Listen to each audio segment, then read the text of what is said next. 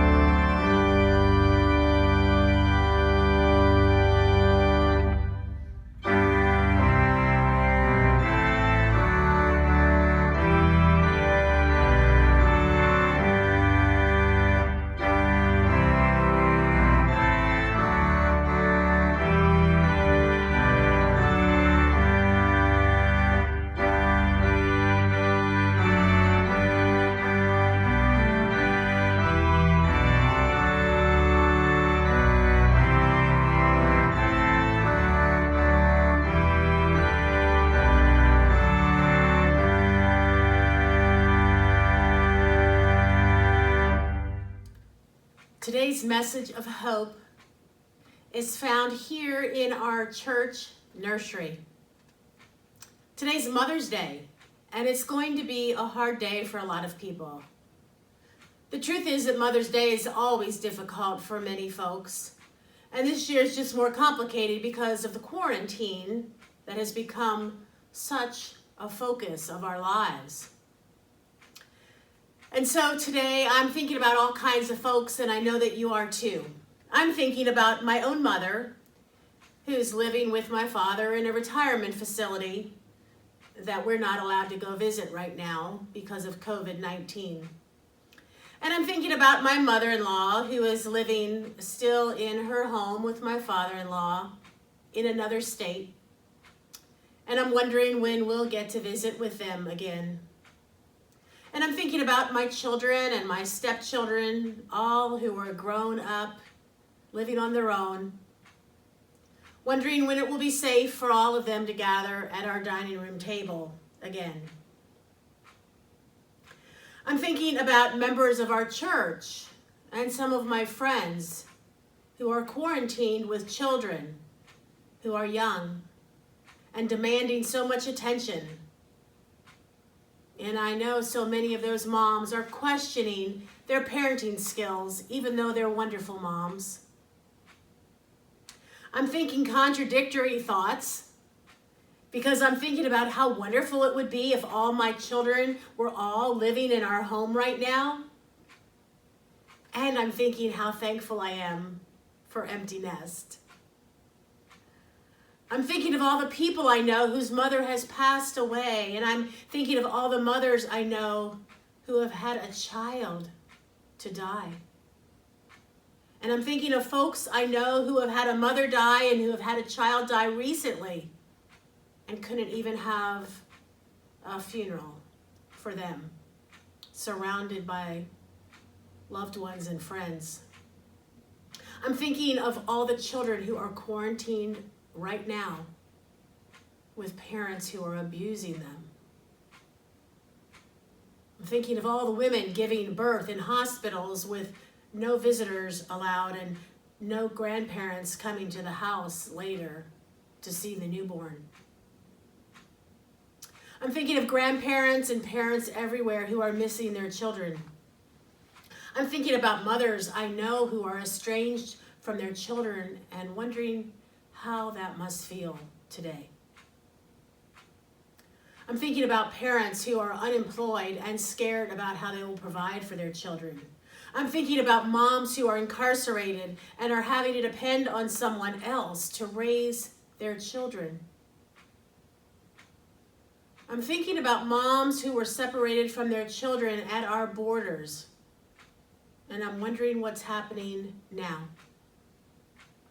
I'm thinking about all the people who have had people in their lives that were like a second mom or dad. And all those folks who have taken the time to love and nurture children that they didn't raise or give birth to. I'm thinking about the children of this church and how much I miss their smiles and their hugs. I'm thinking about all those folks and all those scenarios, and I know that I haven't thought of all the scenarios that are out there, or nearly all the folks who are struggling today. Who are you thinking about today? If you live with other people, go ahead and tell each other right now who you're thinking about today. And if you live alone, why not say out loud so you'll hear your thoughts in a different way? Say out loud who you're thinking about today.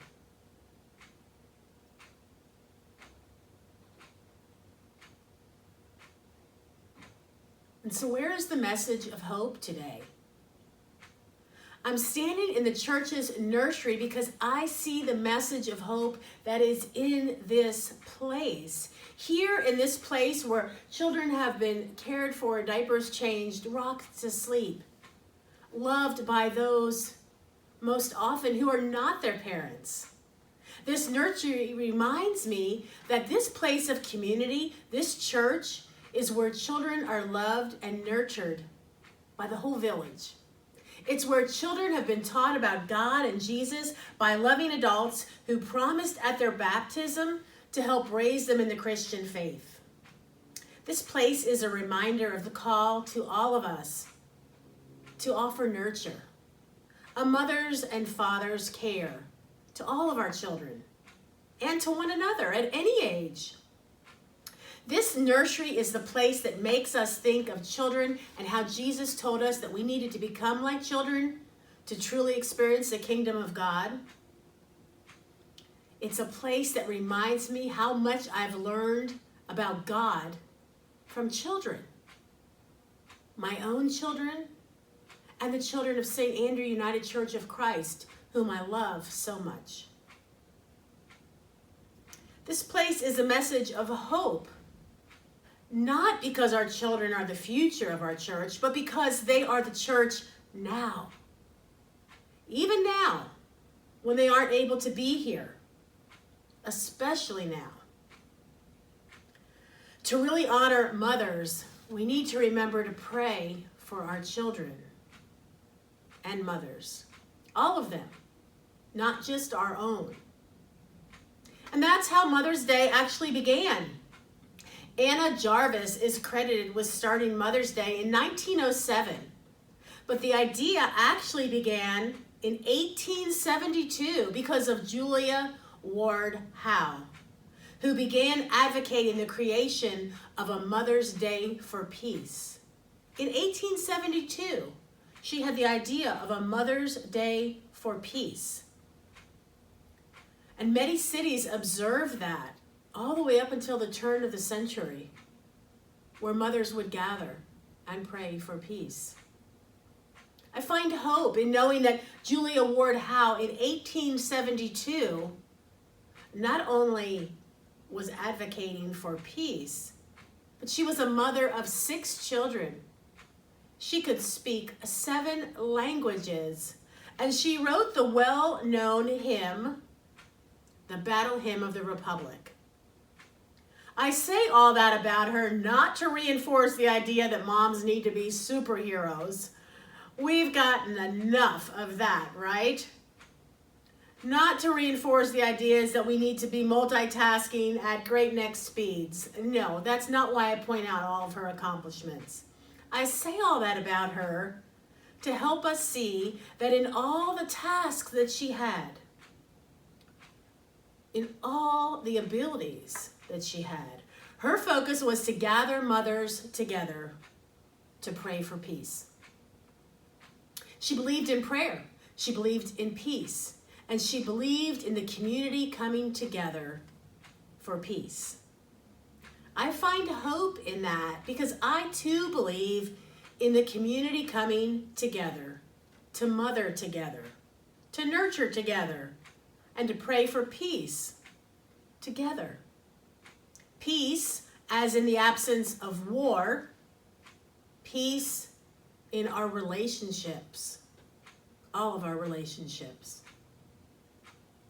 Peace that can be felt even in the midst of turmoil.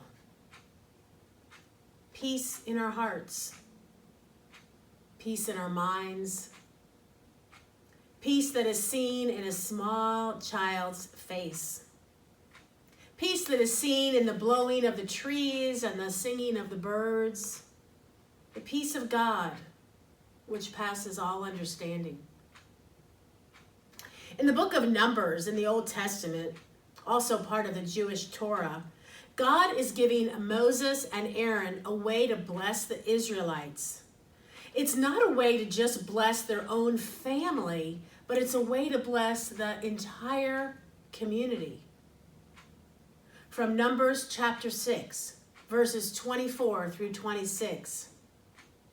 The Lord spoke to Moses, saying, "Speak to Aaron and his sons, saying, Thus you shall bless the Israelites. You shall say to them, The Lord bless and keep you. The Lord make his face to shine upon you and be gracious to you. The Lord lift up his countenance upon you and give you peace. So they shall put my name on the Israelites, and I will bless them. To find hope in Mother's Day, don't we need to believe that it's a blessing that's meant for the whole community, not just for our own nuclear families? To find hope in Mother's Day, don't we need to believe that it's about more than being with our own families? Maybe today, more than ever before, we can celebrate God's gift of family in a bigger way than we usually do on Mother's Day. Maybe today, since so many families of origin and extended families will not be gathering at dinner tables in the home or at restaurant brunches, since so many folks won't be with our mothers or our children today, maybe today we can see this day in a new way and see it as something hopeful. Maybe today we can feel the joy and the gratitude in knowing that God has gifted all of us with people who love us, and that each of us is called to nurture, to offer a mother's love to others, whether we're men or women, children, whoever we are. We're called to offer a mother's love to others. What would it be like if we saw ourselves as created in the image of the Divine Mother, in the image of divine love, capable of spreading love and care to all, not just to some, not just to the ones that are easy to love? Our opening hymn today reminded us of that. God made from one blood all the families of earth, the circles of nurture that raise us from birth, companions who join us to work through each stage of childhood and youth and adulthood and age. We turn to you, God, with our thanks and our tears for all of the families we've known through the years, the intimate networks on whom we depend, of parents and partners and children and friends. Help families in all of their various forms to face with integrity struggles and storms. Grant peace to our homes that will nurture the bud of peace for the families you made from one blood. You can sing that hymn again, you know, because this year you have a rewind button on our worship. Go ahead. At the end of the service today, rewind it and sing the hymn again and really let it soak in as your Mother's Day prayer in a way you've perhaps never prayed before on Mother's Day. You see, this message of hope is not just found in our church, and it's not just found in a nursery. Although this is an image that reminds us of it. But this message of hope on Mother's Day, it's found in our hymns and our prayers. It's found in our words and in our silence. This message of hope is found in community that exists even when we're physically distant. This message of hope is about a God who is a loving mother, who calls us to see ourselves, not just other people, but see ourselves as called by God to spread love, and is called by God to nurture others of all ages. This message of hope is about praying for our children, all of our children. And it's about praying for peace, all kinds of peace. This message of hope is about listening to the children when we want to know more about God and love. This message of hope is about knowing that God's love can give us peace. Amen.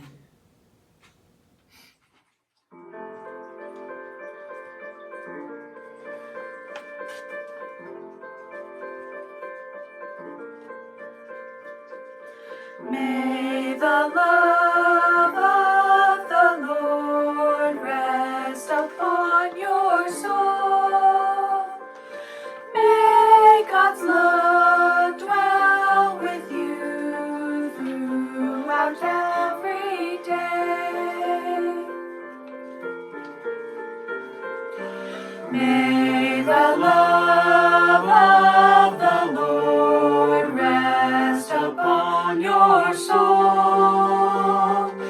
May God's love dwell with you throughout every day. The Lord bless you and keep you. The Lord make his face to shine upon you. The Lord lift his countenance upon you and grant you peace, and grant you God's peace.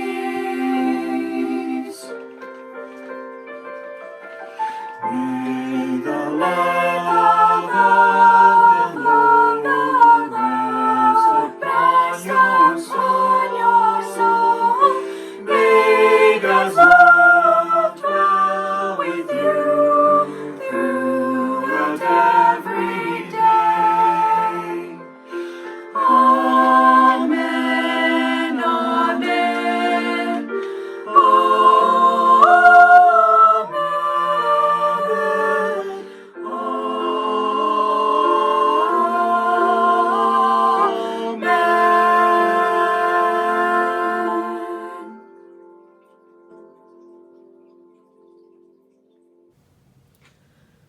Our closing reading and words of prayer were written by the Reverend Dr. Victoria Weinstein. We reflect in thanksgiving this day for all those whose lives have nurtured ours, the life-giving ones who heal with their presence, who listen in sympathy, who give wise advice, but only when asked for it. We are grateful for all those who have mothered us, who have held us gently in times of sorrow, who celebrated with us our triumphs, no matter how small, who noticed when we changed or grew, who praised us for taking risks and took genuine pride in our success, and who expressed genuine compassion when we did not succeed. On this day that honors mothers, let us honor all mothers, men and women alike, who from somewhere in their being have freely and wholeheartedly given life and sustenance and vision to us all.